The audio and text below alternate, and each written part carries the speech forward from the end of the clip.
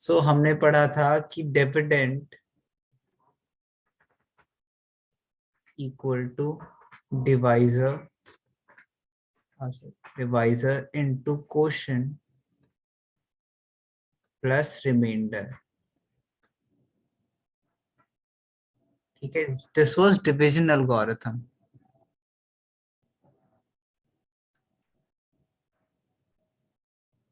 ठीक है, और ये कब होता है? जब हम किसी भी नंबर को डिवाइड करते थे। फॉर एग्जांपल अगर हम 3 से 7 को 3 से डिवाइड करें तो 3 2 6 -1, तो we can see that 7 is equals to dividend into divide into quotient, divisor into quotient plus remainder which is 1। ठीक है, यही चीज अगर हम पॉलिनोमियल्स के साथ करें तो भी स्टे करती है। मतलब अगर हम किसी पॉलिनोमियल को डिवाइड कर रहे हैं किसी और पॉलिनोमियल से, ऑब्वियसली उसमें इंपॉर्टेंट क्या है कि जो छोटी डिग्री वाला है, डिग्री हमने लास्ट क्लास में डिस्कस करा था तो अब आपको पता होगा डिग्री का मतलब, तो जो लेसर डिग्री वाला है वो हमेशा डिवाइड हो। तो इसमें हम देख लेते हैं इस तरीके से ऐसे कि मान लो दिस इज डिविडेंड हम ले लेते हैं F of X is equals to divisor हम ले लेते हैं G of X into Q of X. Question को हमने ले लिया Q of X plus remainder को आर एक्स पे लेते हैं। ठीक है ना, हमें ध्यान क्या देना है कि हमेशा जिससे हम डिवाइड कर रहे हैं मतलब इसका डिवीजन कैसा होगा? इसका डिवीजन होगा f x is divided by g x. तो मतलब जी एक्स की डिग्री हमेशा gx की degree is always less than degree of f of x। ये अभी इतना सेंस नहीं बना रहा है, लेकिन अब जब डिविजन स्टार्ट करेंगे तो देखते हैं ये सेंस बनाएगा ऑल ऑफ अ सडन। सो एक डिविजन करते हैं सिंपली, एनसीईआरटी का ही एक, x प्लस 3x स्क्वायर -1। ठीक है, x प्लस 3x स्क्वायर -1 को हमें डिवाइड करना है। डिवाइड करना है हमें किससे? एक सेकेंड, डिवाइड करना है हमें 1 प्लस एक्स से। Okay, divide by 1 plus x. अच्छा, हमेशा याद रखना कि हर को सबसे पहले उसकी जनरल फॉर्म में लिखो, उसके बाद ही डिवीजन स्टार्ट करो। जनरल फॉर्म कहती है कि हाईएस्ट डिग्रीज, हाईएस्ट जो पावर्स है वो पहले आए। जैसे इसमें 3x स्क्वायर, एक्स की ज्यादा पावर है तो ये 3x स्क्वायर प्लस एक्स की पावर 1 -1 ऐसे लिखेंगे सिंपल। ठीक है, फॉर एग्जाम्पल अगर मैं कोई और इक्वेशन लिखूं, मान लो x4 plus x square -3 x cube, तो इसे कैसे लिखेंगे? सबसे पहले सबसे बड़ी वाली पावर x4, देन उससे छोटी पावर क्या है? एक्स क्यूब, देन उससे छोटी पावर क्या है? एक्स स्क्वायर, देन -3, जिसके साथ कुछ नहीं है, मतलब एक्स की पावर 0 है। तो हमें पावर्स की डिसेंडिंग ऑर्डर में लगाना है। Arrange in descending order of what? Order of power of variable की पावर। याद रखना, कांस्टेंट के पावर से हमें फर्क नहीं पड़ता। इसी तरीके से इसे भी कैसे लिखेंगे? x+1। तो अब डिवीजन करना स्टार्ट करते हैं। x+1 is divided x plus 3x square plus x -1 divide करते हैं। सबसे पहले हम इन दोनों की कोफिशिएंट बराबर करेंगे जो फर्स्ट है हमारे। तो ये x है, इसे हमें 3x स्क्वायर बनाना है। x के साथ में क्या मल्टीप्लाई करूं कि वो 3x स्क्वायर बन जाए? 3x। Very good. तो ये 3x स्क्वायर बन गया, लेकिन अब 1 के साथ भी 3x मल्टीप्लाई होगा क्योंकि ये पूरी 3x से मल्टीप्लाई हो रही है। तो 1 के साथ 3x मल्टीप्लाई होता है तो क्या आएगा? Simply 3x। अब हम इसे माइनस करते हैं। अगर हम इसे माइनस करेंगे इस पूरे को तो 3x स्क्वायर तो हट गए, x -3x, तो यहाँ -2x आया -1। ठीक है, क्लियर है यहाँ तक? -3 + 1 -2।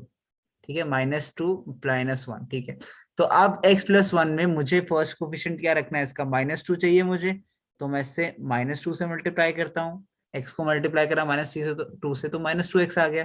तो -2x 1 इंटू -2 इज अगेन -2। अब इसको नेगेटिव करते हैं तो ये कैंसिल आउट हो गया एंड दिस इज 2 - 1 1। तो हमारे पास रिमाइंडर क्या आ गया 1 एंड देन हमारे पास क्वेश्चन क्या आ गया 3x - 2। डिवीजन समझ आया सबको? Yes sir. Yes sir. Okay okay okay. तो एक बार एक दो और क्वेश्चंस करते हैं डिवीजन के, ठीक है। नेक्स्ट है, ट्राई करोगे पहले आप, 4x³ -4x³ -1 -3x + 3x4 divided by x - 1।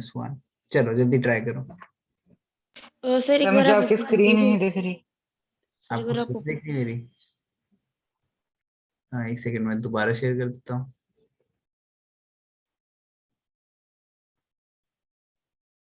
अब देखो, सर अब दिख रही है। ठीक सर है। एक बार ऊपर कर दो सर। सर -2 क्यों आया सर? सर 2 नहीं आएगा? ये देखो आपको चाहिए क्या -2x, ठीक है। x के साथ में क्या मल्टीप्लाई करूं कि मेरा -2x आए? ऑब्वियसली -2 मल्टीप्लाई करना है मुझे, तो इसलिए मैंने यहाँ पे -2 लिया, ठीक है।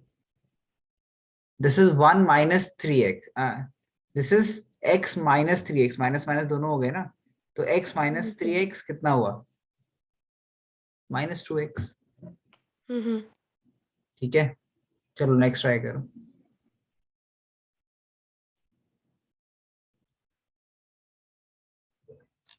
डिवीजन करते हैं इसकी, देखते हैं। सबसे पहले डिसेंडिंग ऑर्डर में अरेंज करते हैं पावर्स। हाईएस्ट पावर 3x4, उसके बाद 4x³, उसके बाद -3x, उसके बाद -1, ठीक है। अच्छा अब यहाँ पे अगर ध्यान से देखो तो दिस इज 4 3, लेकिन 2 वाली टर्म मिसिंग है, तो 2 वाली टर्म की जगह हम थोड़ा सा स्पेस डाल देते हैं, -4x³, यहाँ पे थोड़ा स्पेस डाल देते हैं, उसके बाद लिखते हैं -3x - 1। देखना स्पेस का फायदा होगा। अब डिवाइड करते हैं, डिवाइडेड बाय x - 1। तो x को मुझे 3x4 बनाना है, मैं किससे मल्टीप्लाई करूं 3x³ से, 3x³। ओके। तो this will be 3x4 minus, ठीक है, -1 × 3x³ इज -3x³, ठीक है। -5 आ रहा है रिमाइंडर। एक सेकंड रुको, अभी चेक करते हैं। तो ऐसे माइनस करा हमने, माइनस करा क्या, ये तो एलिमिनेट हो गया, -4 + 3x³ इज -x³, ठीक है। अच्छा तो अब -x³ करने के लिए मुझे इसे -x² से मल्टीप्लाई करना पड़ेगा, तो this will be -x³ + x²। Okay okay, यहाँ तक क्लियर है? Yes sir.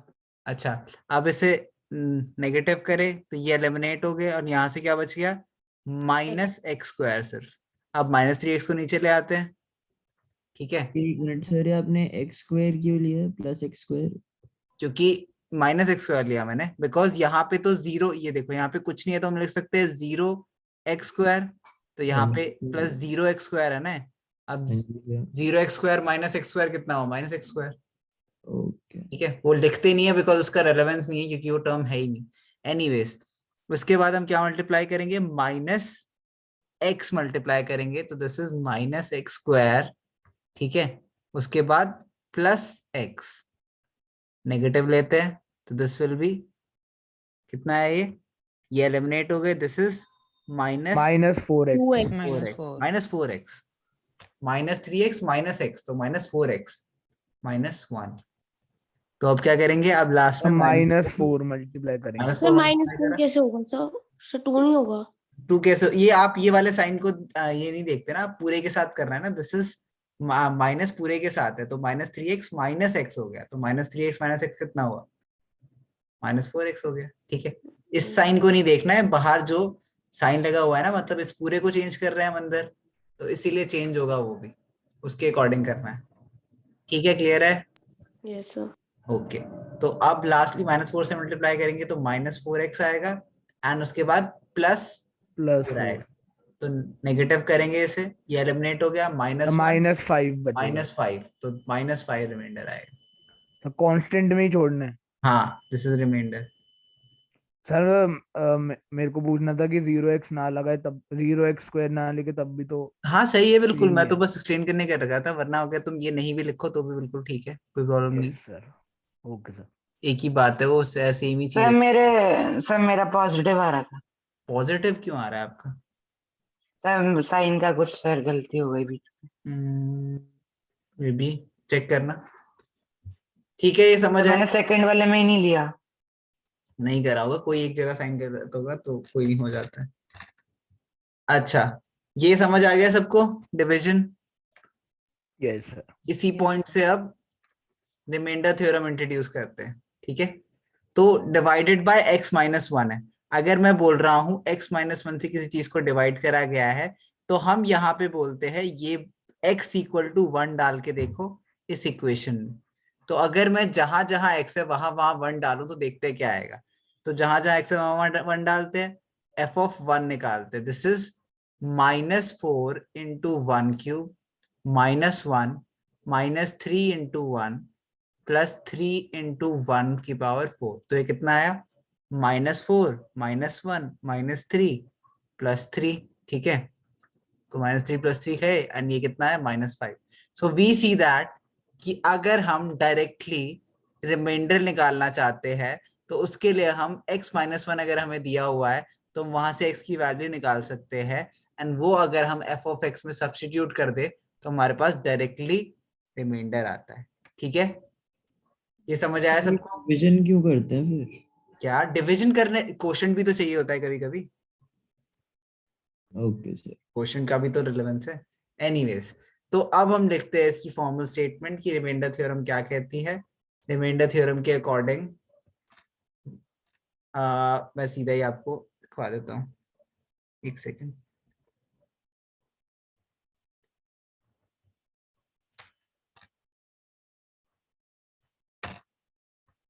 So this is the remainder theorem. Let p of x be any polynomial of degree greater than or equal to 1.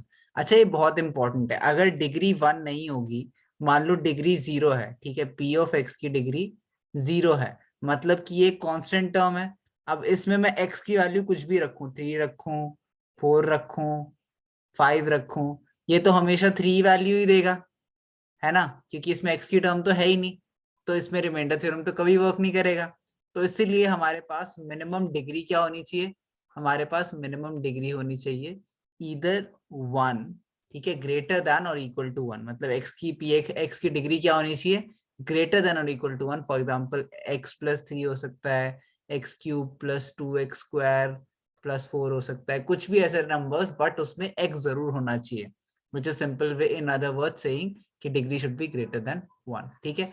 तो अगर हमारे पास एक p of x है जिसकी greater than 1 degree है, ठीक है, ऑन a कोई भी रियल नंबर है, कोई भी रियल नंबर, फर्क नहीं पड़ता क्या रियल नंबर है, तो अगर p of x को हम डिवाइड करते हैं x - a से, तो रिमाइंडर क्या आएगा? p of a, जो कि अभी अभी हमने देखा कि जब हमने p इस पूरे पार्ट को x - a को डिवाइड करा इस पूरे चीज से, which is f of x लिया था हमने, ठीक है, या फिर p of x भी बुला सकते हो आप इसे। तो इसमें हमें अगर रिमाइंडर निकालता तो हमने सिंपली क्या कैलकुलेट करा? p of a। सर पर x - a होना जरूरी थोड़ी ना है। अगर मान लो x + a है तो आप क्या लोगे? p of -a, ठीक है। तो कुछ भी हो सकता है ना। कुछ भी हो सकता है, x + 33/4 हो सकता है, तो आप p of -33/4 लोगे। सर समझ नहीं आया मेरे को लाइन लास्ट वाली। लाइन ये देखो, सिंपली इसमें क्या करना होता है आपको, मान लो आपको एक p of x दे रखा है, एक p of x दे रखा है आपको 3x² - 2x + 4, ठीक है। आपको निकालना है find remainder when p of x is divided by x + 3, ठीक है। तो इसमें आपको क्या करना है, सिंपली x+3 दे रखा है अगर आपको, तो आपको पता है x+3 को अगर मैं इक्वल टू 0 करूं तो x कितना आएगा, -3 -3। तो आपको p ऑफ -3 निकालना है। p ऑफ -3 मतलब Yes, जहां sir. जहां x है वहां वहां -3 डाल दो, ठीक है। तो इससे आपके पास रिमाइंडर आ जाएगा। This is what -27 and this is +6 +4, तो दिस टोटल इज 37। तो इसमें रिमाइंडर क्या आएगा, 37 अगर मैं इन दोनों को डिवाइड करता हूँ तो। अगर Yes, sir. मैं 3x4 डिवाइडेड बाय x+3 करता हूँ तो मुझे रिमाइंडर क्या मिलेगा, 37। ठीक है। और लीनियर पॉलिनोमियल होना भी जरूरी नहीं है हाँ ना। ये बहुत जरूरी है कि लीनियर ही हो। लीनियर का मतलब सिर्फ x होना चाहिए। यहाँ पे अगर मान लो डिवाइडेड बाय x² + 2x दे दिया आपको, ठीक है, तो आप रिमाइंडर थ्योरम नहीं लगा सकते। तो बहुत जरूरी है कि ये लीनियर होना चाहिए, मतलब x की पावर 1 ही होनी चाहिए। मतलब x+3 हो सकता है, x+5 हो सकता है, x+22 हो सकता है, x+√3 हो सकता है, x+25 क्यूब, कुछ भी हो सकता है। लेकिन x के ऊपर जैसे ही स्क्वायर आया, x के ऊपर क्यूब आया, तो उसमें रिमाइंडर थ्योरम नहीं लगेगा। डिवाइडेड जो है, जो हमारा क्या है, डिवाइजर है, वो ओके हमेशा सर। लीनियर होना चाहिए। ठीक है, समझ आ गया सबको। Yes sir sir. अगर 2 पे भी लगे तो जब भी नहीं कर सकते 2x²। अगर 2x² करे तो भी गलत है। जैसे सर आपने कहा था ना x+2x², हाँ तो हम मतलब 2x हो सकता है, 2x+3 हो सकता है, लेकिन x के ऊपर x की डिग्री 1 ही होनी चाहिए। ठीक है, इसकी ओके सर। लीनियर होना चाहिए, मतलब x की हाईएस्ट पावर 1 ही होनी चाहिए। 2x+3 में x की वैल्यू क्या लेंगे हम, -3/2। ठीक है, इक्वल टू 0 करके देख लो, हमेशा मिल जाएगी वैल्यू। ओके, आगे बढ़ते हैं, एक दो क्वेश्चंस ट्राई करते हैं इस पे। सो एनसीईआरटी के ही कर लेते हैं।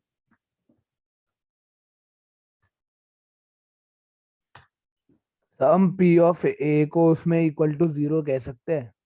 क्या जो कहना नहीं हमने है, मतलब वो अंडरस्टूड है कि हम वैल्यूज पे चेक कर रहे हैं। पी ऑफ ए 0 नहीं होता, इक्वल टू 0 नहीं होता है। अगर 0 होगा, अगर रिमाइंडर 0 आ रहा है, इसका मतलब है कि वो फैक्टर है। मान लो आपको दे रखा है x-3, आपने डिवाइड करा इसे, आपने p ऑफ x को x-3 से डिवाइड करा, ठीक है, एंड देन रिमाइंडर जो आता है वो आता है 0। This means x-3 is a factor of p of x। या फिर अगर p ऑफ 3 इज इक्वल टू 0 आता है, इसका मतलब है x-3 is a factor of p of x। ठीक है, वो फैक्टर थ्योरम में पढ़ेंगे थोड़ी देर ओके में, सर। लेकिन अभी के लिए ये करो पहले।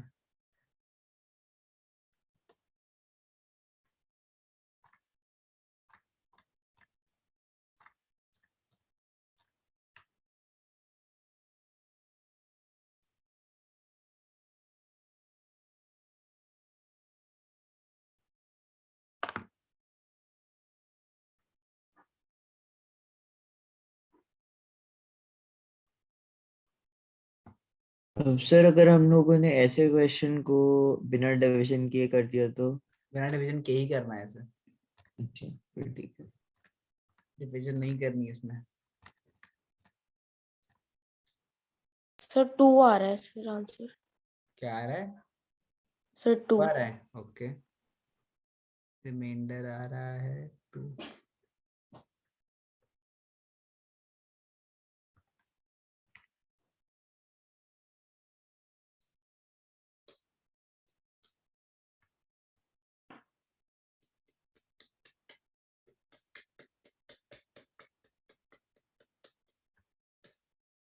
और सब भी जल्दी से। तो -2 आ रहा है। -2 आ रहा है, ओके।